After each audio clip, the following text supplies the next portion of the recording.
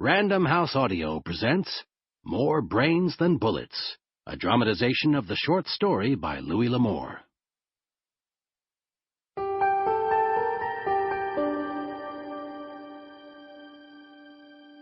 I tell you, Tom, he isn't going to notice a thing. I'm not so sure about that. Oh, come on. You own the damn bank. Everyone trusts you. I'm not going to give you any more paper until I know for sure that the old guy isn't onto you. But I need more money now. Nothing doing, Yerby. You know, you should be thanking me for being careful instead of bellyaching. You could do some serious time. You're the one who's printing the stuff. We can't afford any mistakes, and this Farrago business is a big one. I had no choice. I need horseflesh, Lindsay. You want me to get the cattle to market, don't you? The sooner the better, too. Only you weren't supposed to do business with anyone even close to Maravillas. Steve Farrago is the only person within 500 miles of here with anything like the number of horses I need. Then you should have looked further away. Now, there aren't going to be any more of those greenbacks until I'm certain Farrago hasn't noticed anything, and that could be a mighty long time. But I got a deal for 200 more Longhorns over in Clayton. So get busy selling off the stock you've already got and start paying me back. This is a bank I'm running here, you know. It's not a charity. Come on, Lindsay, don't be unreasonable. They're offering me a Tom Lindsay glanced nervously at the front window of the savings and loan. He had pulled the heavy green shade down when he closed the bank on Saturday afternoon. It was still down. But around its edges, dawn was turning the sky a soft blue. Both the banker and the worried cattleman facing him knew that this conversation could not go on much longer. It was Monday morning, and soon the townsfolk would be up and about. Lindsay and Ross Yerby would have to attend to their legitimate business. I made up my mind, Yerby. I burned everything that was left. That's crazy. You gotta have more of it somewhere. You think I'm dumb enough to keep that stuff around? I suppose you think I keep it right here in the bank, where Bill Culver might get a look at it, maybe. Or where the marshal himself can find it when Steve Farrago decides to talk. But he isn't going to talk. I sure hope you haven't got any more of it around. I wouldn't be asking you for more if I did. Well, you're wasting your time because I haven't got it. And for your information, I got rid of the plates as well. What? If anybody comes snooping around, Ross, the trail is going to stop dead right at your doorstep. You son of a bitch! Oh, you understood the deal, okay? I gave you the money. You get to keep half of everything you make with it. Do you think I'm going to run protection for you as well? You're it now, buddy. You're lying. Oh, take it easy, Ross. Get your hands off me. You're me.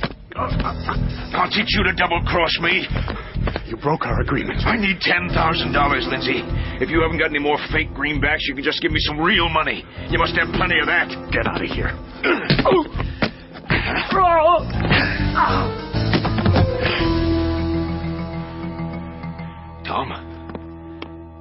Tom. Oh, no. Sweet Lord, what did I do? Tom. I didn't mean to do this. Ross Yerby looked in disbelief at the motionless figure on the floor. The banker's head had struck the corner of the safe as he had fallen. Yerby could plainly see that the man was dead. I sure can't report what happened, though, can I? He tried to think clearly. He had to get out of the bank as quickly as possible. But then he thought, what if he were to confuse things a bit first? Perhaps he should make it look like a robbery. If the body was lying there, say like... Yerby moved the body away from the safe. It left a trail of blood on the floor, but he couldn't help that now. He patted the banker's pockets until he found what he wanted. Right. He noticed his hands were trembling as he tried each key in the lock on the safe until, finally, it opened. It looks good. And plenty of it, too. Yerby looked around and found some canvas bags stacked on the desk where the bank teller, Bill Culver, usually sat. This ought to do. He wasted no time stuffing two of them full with all of the cash in the safe. Finally, he stood up and looked over the scene. You should have loaned me the money, old friend. It would have been a whole lot better for the both of us.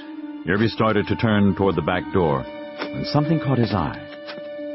Well, now. Tom Lindsay's keys were still dangling from the open door of the safe. Wait just a minute. Swinging the two bags of money onto his left shoulder, Ross Yerby bent down and closed the door of the safe. Then he removed the keys and put them back into Tom Lindsay's pocket. There you are. All right, Wills. Now let's see you figure out what happened. Ross Yerby turned and headed out the back door, leaving it closed, but unlocked, behind him. The sun was already up, and he could hear sounds of activity starting up over on Main Street. But he saw no one as he swung up onto his gray gelding and headed out of town. Come on, boy.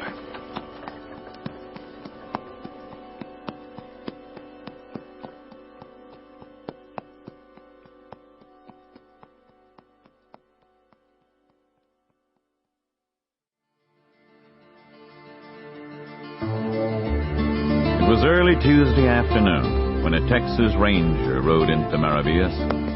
The morning had been hot, even for late July, and most people were taking a little nap following the lunch hour. There were a couple of stray dogs in the street to greet him as he rode in. 5 days earlier, Austin had received a wire from a man living south of the town in an area called Wild Horse Mesa. Steve Farrago had been one of the first men to take the Ranger's oath, and he had served for 24 years before retiring to run a horse ranch.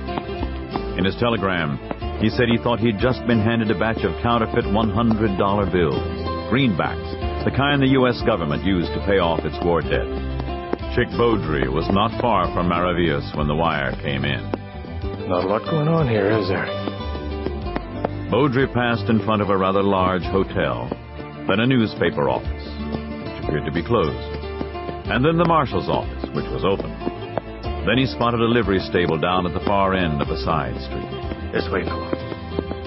Come on. The thought of a hot bath at the local hotel and a couple of square meals appealed to Chick as he headed his big strawberry roan toward the livery. He didn't know exactly how far away Wild Horse Mesa was, and he figured that whatever the old-timer had to say could probably keep for one more night. Oh, oh. Hello? Anyone there? Chick dismounted in front of the open stable door.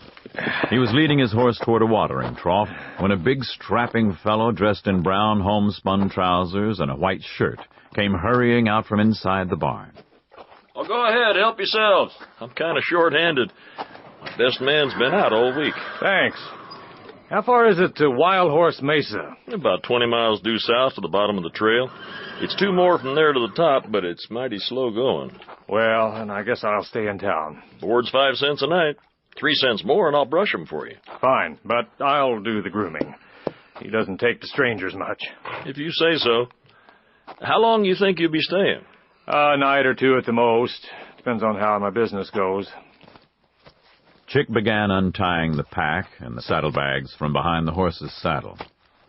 The livery owner glanced down at the pair of 6 guns he was wearing. What kind of business you in, Mr. Bowdrie. Chick Bowdrie. I'm a Texas Ranger. A ranger, huh? Well, Marshal Kennedy must be awfully upset to have called you in.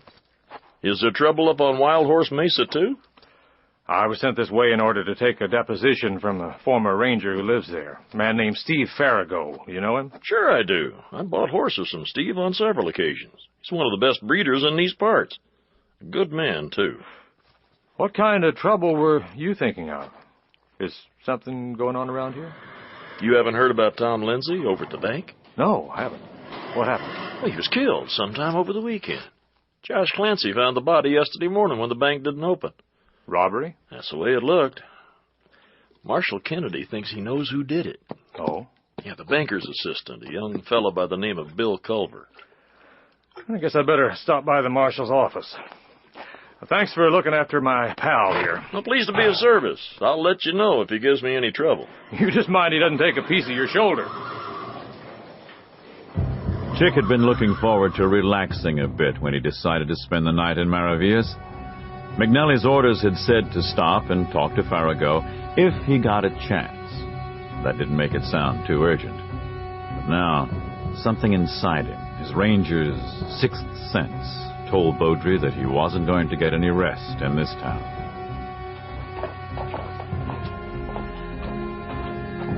The door to the marshal's office had been open when Bowdrie rode into town. When he reached Main Street, it was closed. He thought he heard voices inside, so he knocked and waited. Well, I hope you are. Come in. Marshal, excuse me, ma'am. Sample complete. Ready to continue?